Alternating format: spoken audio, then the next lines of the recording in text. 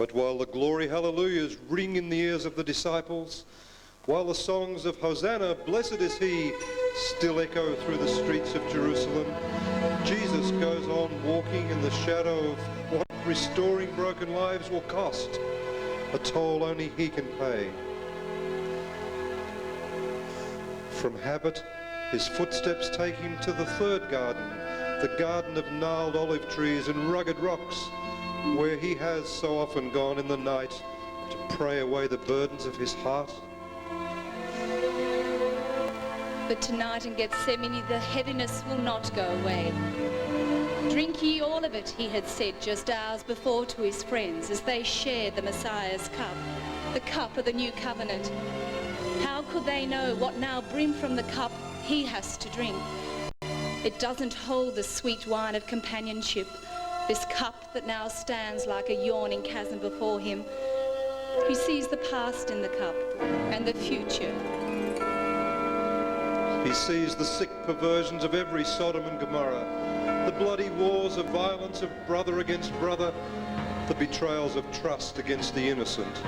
He hears the cries of children violated and abused, the sobs of women battered in body and broken in spirit, the angry shouts of men in streets where violence tears relationships apart, the bitter voices of young men who have no one to trust.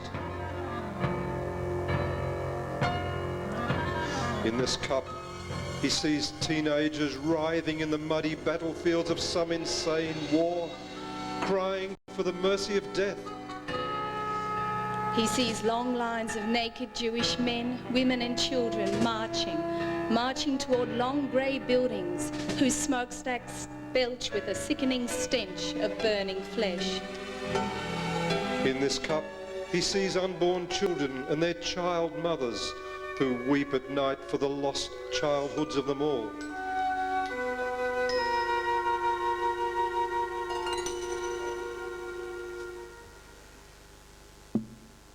And there is silence in the cup.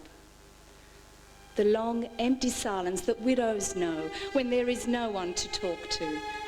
The uncomfortable silence as thick as a cement wall between fathers and sons who've never found a way to love or be loved. The panicked silence of mothers who wait for word from lost daughters. The desperate silence of children who wait for an alcoholic parent to burst into the room where they cower, terrified in the darkness. In this cup, he sees all the violations, all the pain, all brokenness from Eden to Gethsemane, and from Gethsemane to the end of time.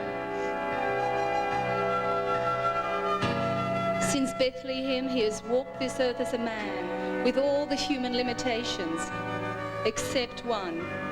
He has the terrible awareness of God, and this awareness eats at his soul, confirming that he must not only see all of this pain in the cup, but he'll have to experience all of it, become both victim and violator. Yes, become sin itself, if the lost children of the Father are ever to be restored to wholeness. This terrible awareness is more than a human body was ever meant to bear. Drops of blood begin to rupture from the pores of his forehead as if they were sweat. He turns for the support of a friend, for someone to just be there with him in this hour, but his friends are asleep. Human companionship is no match for the commitment this relationship demands. He will drink alone, as he has walked alone from Eden to Gethsemane, and from Gethsemane to Golgotha.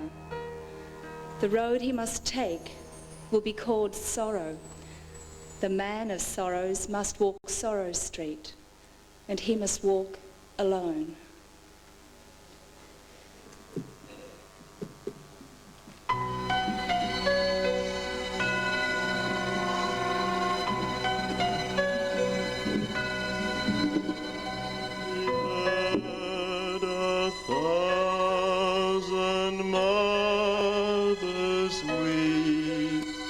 For sons that never find the pain of death to carry. he bowed his head and died.